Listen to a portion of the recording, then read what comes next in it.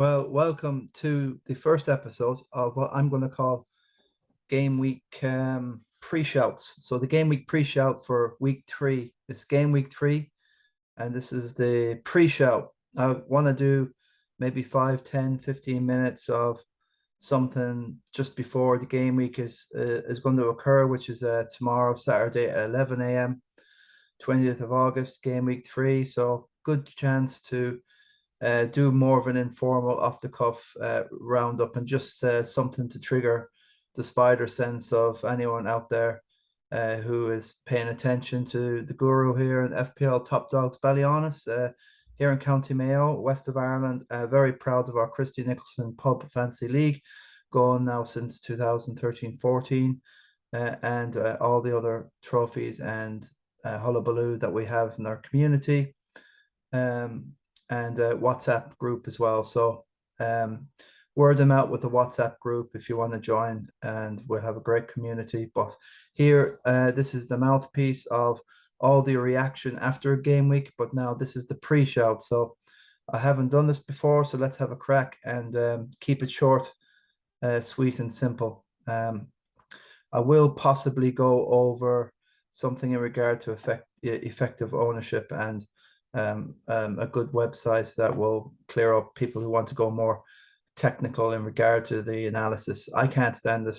I hate statistics and this technical analysis, and picking players on statistics is, that's I'm much more of a touchy and feely guy, and form and watching and gut feeling. And listen, I haven't turned into a terrible player overnight. 2 game weeks and it's all over and game over. Very pessimistic last week, but full of a lot more vigor and optimism that comes with a new game week. It's not all over yet, although up to about 60 points down at least to the game week leader, which is Sean Shaky Her, and yeah, good stuff. And Luigi Healy and Mark and Aidan Phillips and Sniper. Mostly everybody have really hit the ground running. The Guru Killer as well. And also welcome to Owen Loveboat Row into our WhatsApp community group. You're sure not to miss a deadline when you're in that group, and there's all sorts of shenanigans and crack. And if you're around the Ballyhaunis there, just bump into one of the young squad members, and I'm sure they'll have a get you in if you want to get in. So yeah, just going to go over the effective ownership and just mulling over some of this. Is some team news and stuff like that from what I've gathered for the fixtures tomorrow. This is the website, Vince Wega 171074. Subscribe and do a few likes. Thanks very much to everybody who's watched the last episode on the Mason 59 view. So thanks everybody. Keep it going. I'm doing my best. I still have the enthusiasm. I always will have. I moan a lot. Yes, I moan, but you guys know that there's no hatred or malice or begrudgery behind the moan. It's just to get it out of the system, and then tomorrow's another day. That's just me in a nutshell. And also, if you got any time to pop over, if you're part of Odyssey, basically there's more like freedom of information. You can upload videos with music. There's no copyright. It's alternative media and information out there. Whereas you will be very unlikely to get your account deleted for minor infractions or whatever, or other people's free speech. So that's why I'm on this thing. Get a few more followers if you're onto Odyssey, another video platform. And I'm currently downloading my last episode there. Nearly done here now. I've got my picture of the mock-up of myself as being the Puru, bottom of the pile, the South Park moniker there. Thanks very much everybody who's been loving as best I can, because for a month or two I won't have deleting their package. Okay, let's get straight. Yeah, the one thing I definitely wanted to have a look. Basically, if a player is 100% effective ownership, he's only or there's another like near and around you. Yeah, just wait for this. So maybe go on to another page. Ooh, uh-oh, slow.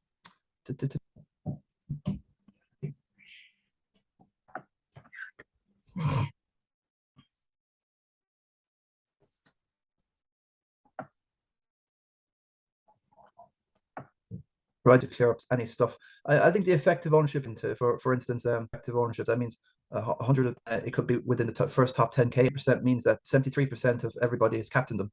So that goes up to like the 200% where 100% of everybody who's owned the player has captained them. So one have a really good game week. Harry Kane was up to like 236%, and that meant that everyone captained them. Not only did they own them, but they captained them, and about 37% of the 237%, 37% triple captained them. So that's interesting. It's just a rough guideline of where you could lose it in your rank. So your overall rank, 33% around you have that. So 45% on Diaz. So if he does anything, then and you don't have him, then you are losing out. Whereas Bissaka has done something there. It's just basically the lower percentage ownership because other people. It just depends if the other guy's blank. But yeah, it's just an interesting thing. I just wanted to just highlight there. The fact that myself having such a terrible couple of game weeks, 35, and let's not go down that. But I look at Ramsdale is 11% owned in the top 10 and about 13% around me in this 6.8 million. So that's like a shot for nothing. Zinchenko is massively owned by the top 10,000. He's 64% owned in the top 10,000 at the moment, and only 20% owned around me, which is 6.8 million. So it can give you an idea that you will increase in rank for a fact if Zinchenko does well against Bournemouth away. And not so much the same with everything else. There's a big discrepancy there. So I'm well aware that not many people own Bowen in the top 10K, and around me a little. As you can see, Salah, 33% of everyone is captain in Salah. Everyone that owns Salah, 33% of them are captaining him. And around me, 100% have him anyway. But is he differential this week? With Haaland away to Newcastle and Salah away to United. So they think that City have the more trickier game, but I'm not sure. So not too sure. We'll see anyway, because I'm not 100% right enough United that they're going to just rock up and lose 5-0 or something. I think it can be pretty easy to sort that out by just not playing Eriksen, anywhere near, that false number 9 position. Just throw Ronaldo up top, just tell him to stay there. It's very, very easy, and just keep Eriksen in behind them to try and link up. And listen, you have your 2 defensive midfielders, and Maguire needs 2 people either side of him, and he'll be fine. He's a ball playing defender, but if he's left 1-on-1 with a ball over the top in a 4-4-2, he's in trouble. Look, yeah, he's only there Ten Hag a while, so I guarantee you there'll be 3. There has to be 3 centre backs. Have the 2 wing backs. United just have to be solid and dogged, and they're at home. They'll have the Old Trafford crowd, and there has to be a response. He is the latest I think. Yeah, he's won a few Champions Leagues with Real Madrid. I'm not too au fait with the guy. Sorry to say. I'm not ashamed to admit it, but I really am. If you're not in the English Premier League, I don't bother too much. So many United target Casemiro wants to leave Real. They're closing in, but reports over here a bit more recent than this, 6 hours ago.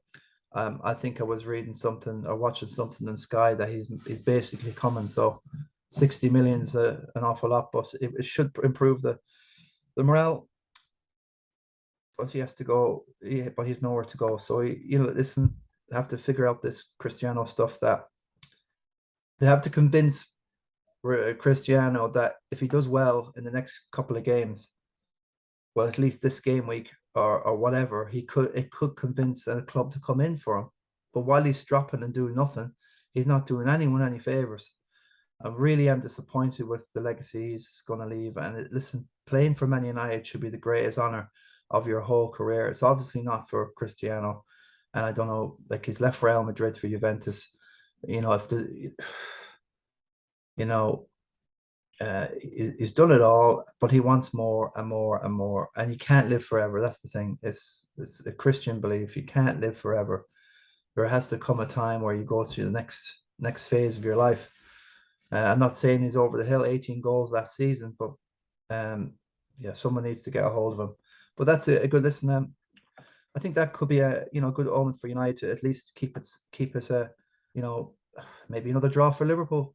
The 1-1 against Fulham, the I think the 2-2 against Fulham and the 1-1 last week. For I'm talking about Liverpool. Liverpool. Who did they absolutely tear? Crystal Palace at home, isn't it? I just don't know. They're a little bit stuttery. They haven't hit the ground running. They look good. They have been getting chances, but not clinical enough, and also unlucky. And they have a few injuries. Okay, of course, your man Darwin suspended, so Bobby Firmino has trained, and he should be flicking straight in. I don't think Jota will be back, so um, yeah, Liverpool should be fairly okay across the board. Um, and that should be the team. That should be the front three: Diaz, Firmino. Yeah, so uh, we'll see. We'll see anyway about that. I just have a good, yeah, could captain Salah there. People are looking at that. I could myself. Is there any need to panic and go for a differential captain? I'm not so sure. I will make a decision in the next few minutes of what I'm going to do and leave it for tomorrow. Newcastle and Man City, the 4:30 on Sunday.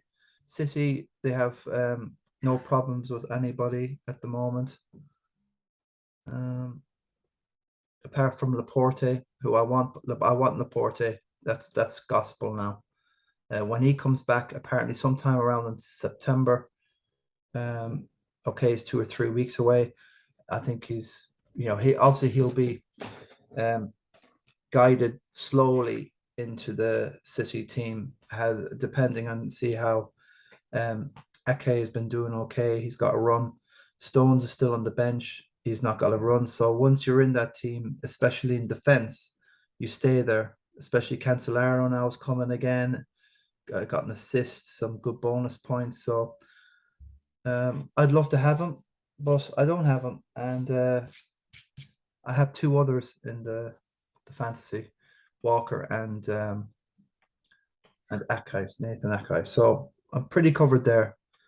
Um, yeah, that's done. That's done. Yeah, in the team. So Newcastle, obviously Trippier.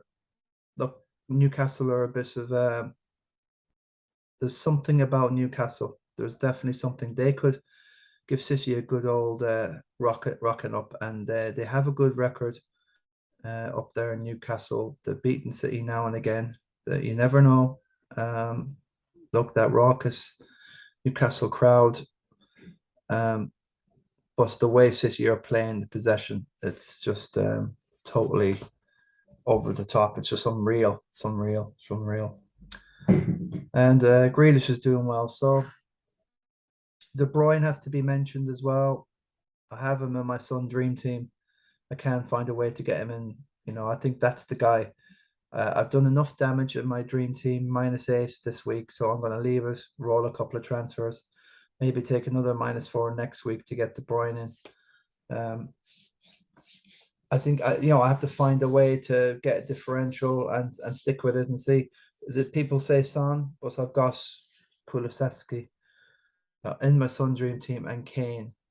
I have Kane in my. I think I have both in my Sun Dream team and FPL. So yeah, I have enough Spurs. Yeah, just going on about Spurs. Spurs, it looks like Perisic will probably be on the bench for tomorrow. Session will probably get another go. Conte mentioned something in regard to easing the guys, the new recruits more into the team. And as we get to game week 4, there'll be cup games and there'll be a game every three days. So I don't think there'll be much change tomorrow for Spurs. Raúl Carlson start. I think he'll be still on the bench. Kulu will still get. I think they all deserve another run out, and he probably will stick faith in the Spurs team, albeit Romario is out now with an abductor. It's a tweak maybe or just a precaution, so he'll be back in a few weeks, maybe 2 weeks. But well, that's ongoing, and Sanchez will be in there. So Sanchez knows what it's like to lose at home to Wolves. I'll tell you. So I I'm not too confident captaining Spurs at 12:30, and Kane and he blanks or Son gets the points or whatever. It's a 1-0 or it's a 2-1 to Wolves or whatever it is. Um, I don't fancy like stewing on that captaincy there all week and getting it wrong. I just don't think Wolves are going to concede 3 or 4. They're going. They have Jimenez is back in the frame to start, and so is Poydens, and we all know that is like 100% improvement on what they can manifest up front, what we've seen already this season. So there you go. It's interesting stuff. Cody, I'm not sure if he'll start. I think he's looking to move either to Everton or I think Man United could. It would be a dream move for United to get him, but there you go. Not sure. Crystal Palace and Villa. Well, it looks like Bailey might get a start here. Buendia or Coutinho, it's a 50-50 call. Apart from that, Villa are pretty much the same. And Crystal Palace, yeah, there's Ferguson isn't start. It looks like is Nathan Ferguson. I don't think he's starting. I think he's out for the game officially. Check other sources for that. Everton, Forest. Yeah, Forest have signed another player as well, just recently from Wolves. Morgan Gibbs. That dude has gone now for about 25 million plus add-ons to Forest, and they have Lingard who's assisted the other day. So they're looking interesting, and they're like this is their 17th transfer in the season, so they're going for it against the Everton team with still no DCL, no Richarlison. Gordon's just up there with Gray. There's not an awful lot. Yeremina keeps getting injured. Coleman and is getting on. Pickford is. I do like Pickford. He is consistent anyway. Good keeper. There's not really a lot to say with Everton. I'm just at a loss of words at Everton. Can they sneak that? They could sneak it, but I think there's more about Nottingham Forest, to be honest with you guys. And that's my thoughts on that. Fulham and Brentford, no changes to either team from the other day. So Tony will be playing and Mbuemo and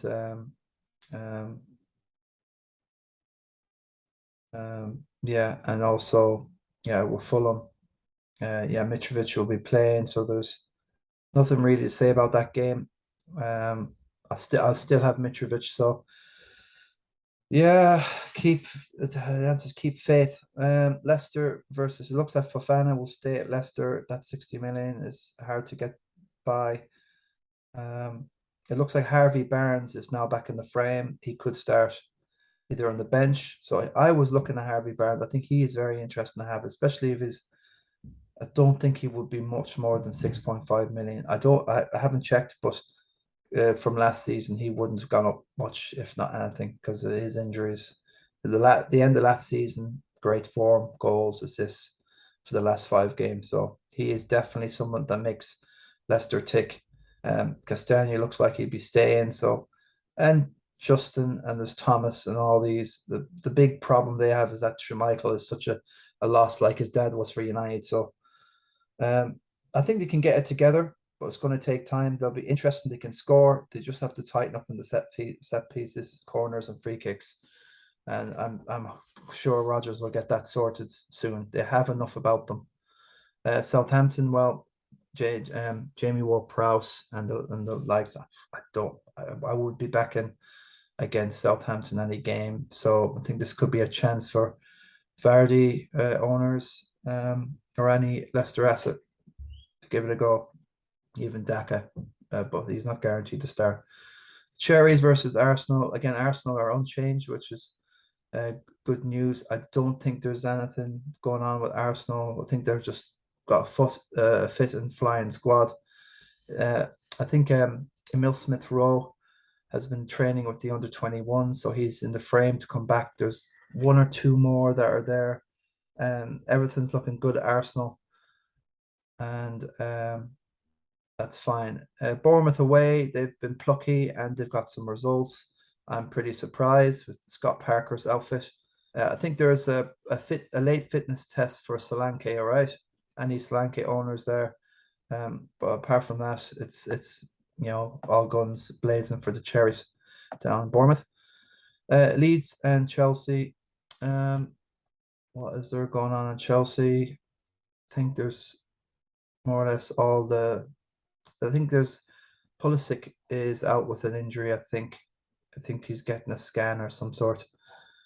Um, Apart from that, I don't think there's much to talk about Chelsea apart from the usual.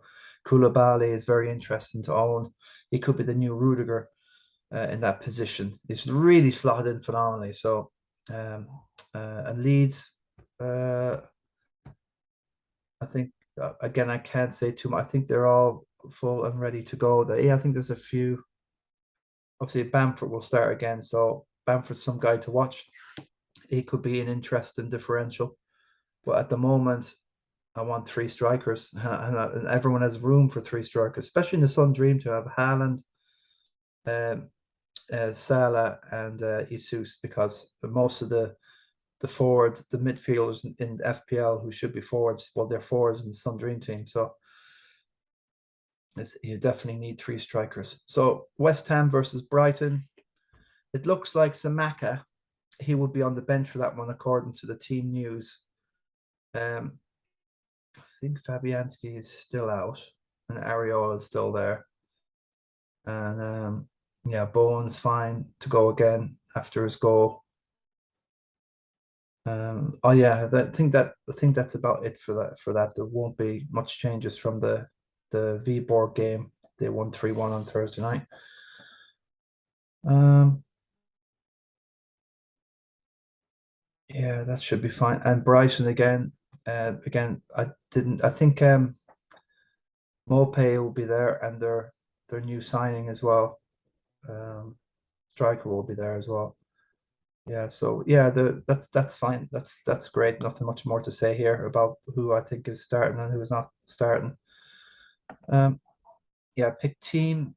Not much. I'm going to roll. I'll try Ward against Southampton again. Hopefully, he'll get a start again before that new keeper comes in. Obviously, he'll have to get his surroundings. Oh my God. Well, I still have a Seuss here, but maybe he's a guy for home, Highbury. And I was looking at maybe I will just captain Jesus when these Arsenal have two tasty fixtures, Fulham and Villa. They could turn up and roll over Arsenal, and then they got Everton. So I think I would be captain in Jesus in those three games.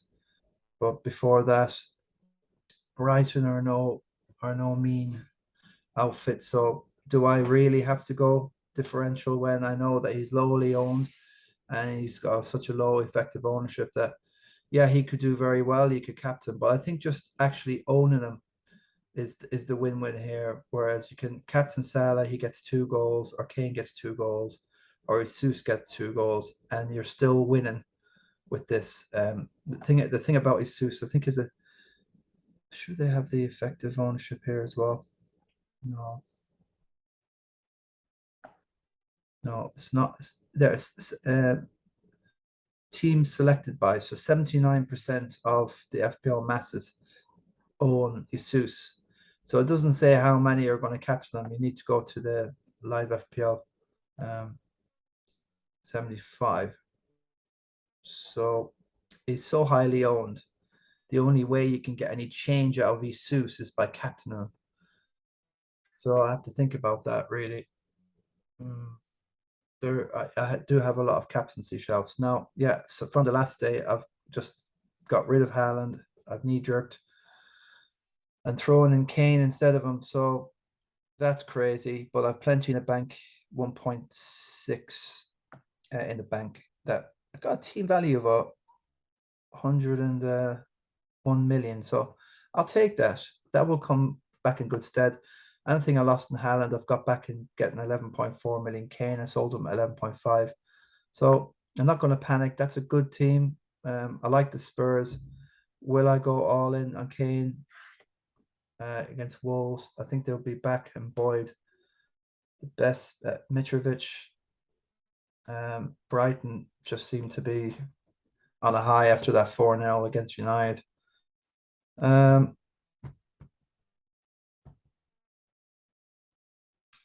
Yeah, so what will I do? Keep to Jesus.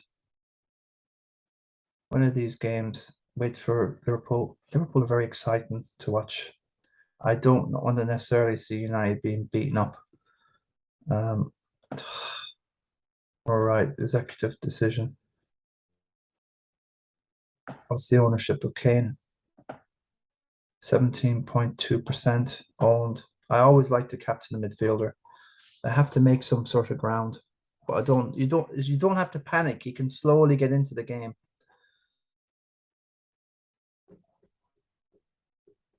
It's like basically a feast of piranhas. Man United with the red shirts is like being dipped in the water, and the piranhas are feeding them. And so I'm jumping on the boat by Captain and Salah. I'm not going to do it. I'm not going to do it. I'm not going to kick a team or a man when it's down. That's wrong because emotionally, you take emotion out of it, and that's my downfall. So, will Jesus get a cricket full against? I think the Arsenal are a bit more cautious when they're away from home. Okay, so I like Bowen and I like Kane. I'm narrowing it down to them two. And this team's called the Bow and Arrows, so it's probably about time I probably back. I really hope Bowen is going to be taking penalties. Not that flaming rice, okay? After the last day. That Bowen that he scored the other day as well against Viborg on Thursday. I'm very much, that could have buoyed him up. Kane again against Wolves. Wolves will keep it turgid. Just gonna, yeah, made the decision. I'm a great fan of Bowen, and I'll leave it at that. I think that's what I'll do. I gotta do it. I want to do something differential. Now Trippier's on the bench there. Is there any way out of it? No, I like Zinchenko. I like the other two. It could be something to be said that to balance it out, maybe, Newcastle and Newcastle could score here. I think, yeah, I'll move Trippier up just in case he does, and Ake doesn't start, but I have a feeling he will. So yeah, I think I'll leave it at that. I'm not going to play Sanchez because I'm going to captain Bowen. I hate captaining a player, and then you got a goalkeeper. He's got a creel, so that's how I'll leave it for tomorrow. And it is what it is. And listen, guys, thanks for listening. This is a bit more longer than I thought. But yeah, take care, guys. God bless. And go out here. The pre-shouts. Game week 3 pre-shouts. So thanks for listening. God bless you all. Take care over the weekend. And happy birthday, Oracle. Mark Phillips, happy birthday. And anyone else back home enjoying, have a nice scoop.